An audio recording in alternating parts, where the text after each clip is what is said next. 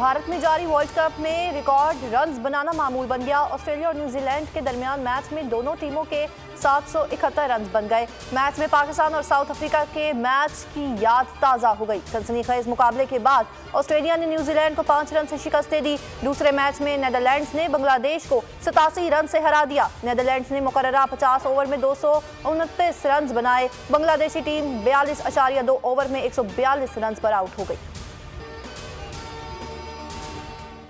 Pakistan cricket team chartered flight के जरिए चेन्नई से कोलकाता पहुंच गई। ग्रीन शर्ट्स आज आराम करेंगे। पीर को पाकिस्तान टीम प्रैक्टिस सेशन करेगी। इंडिया में जारी मेगा इवेंट के 7वें मैच में पाकिस्तान मंगल को बांग्लादेश का सामना करेगा। जनूबी अफ्रीका से मैच के दौरान स्लो ओवर रेट पर पाकिस्तानी टीम को जुर्माने की सजा। मैच फीस से 20% बतौर जुर्माना मुनहा किया जाएगा।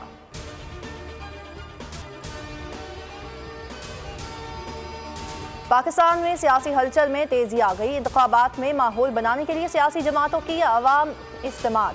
जहानिया में इस्तेहकाम पाकिस्तान पार्टी ने पंडाल सजा दिया। जलसे से खिताब में चेयरमैन जहांगीर तरीन का कहना था, सिर्फ नारे नहीं, मुल्की तरक्की के लिए होमवर्क मुकम्मल कर लिया है। अलीम खान बोले, हुकूमत मिली तो 300 यूनिट बिजली फ्री करेंगे।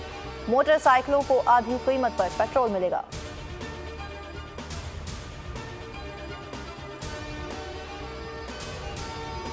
पाकिस्तान को अफगानिस्तान में मौजूद दहशतगर्दों पर तहफ़्फ़ुज़ात हैं जो हमारे मुल्क में होने वाले हमलों में मुलविस हैं।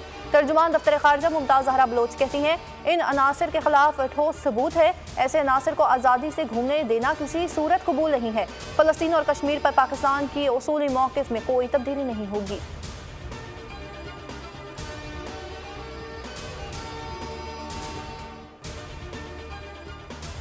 इस्लामाबाद इंतजामिया का जमात इस्लामी को अमरीकी सफारत खाने के बाहर गजा मिलियन मार्च की इजाज़त देने से इनकार। पुलिस की कार्रवाई, मुतादिद कारकुनान और रहनुमा गिरफ्तार, जिसके दौरान हिरासत में एक रहनुमा को हार्ट अटैक भी हुआ। पुलिस ने मार्च के लिए रास्तों और गुजरगाहों पर लगाए कैंप उखाड़ दिए। अमीर जमात इस्लामी सिराजुल हक का कहना था, आलम इस्लाम समेत पूरी दुनिया गजा की सूरत हाल का तमाशा देख रही है।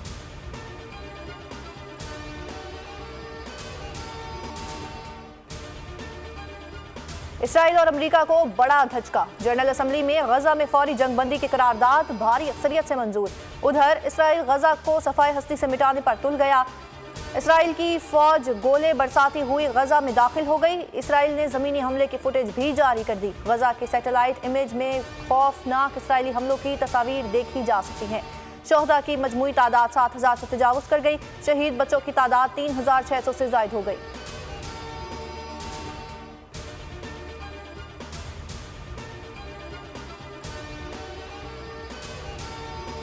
इसराइल ने अल जजीरा के एक और सहाफ़ी को निशाने पर ले लिया। घर पर बमबारी में ख़ानदान के 18 अफराद शहीद।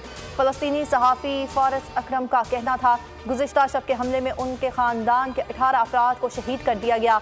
मवासलाती बंदिश के 22 सहाफ़ी को अपनों की शहादत की तस्दीक में 12 घंटे लग गए।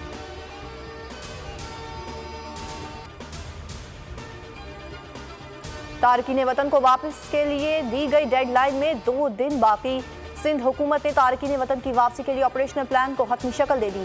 1 नवंबर से वापसी का अमल शुरू होगा। निगरान वज़ीर दाखिला सिंध की ज़ेर सदारत इजलास। गिरफ्तार गैर कानूनी तारकीन वतन के लिए कराची में हाजी कैंप मख्तस, जैकबाबाद और हैदराबाद में होल्डिंग कैंप्स कायम।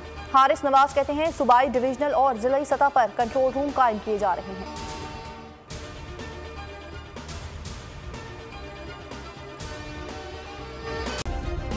सब्सक्राइब करें और बेल दबाएं ताकि कोई खबर रह न जाए।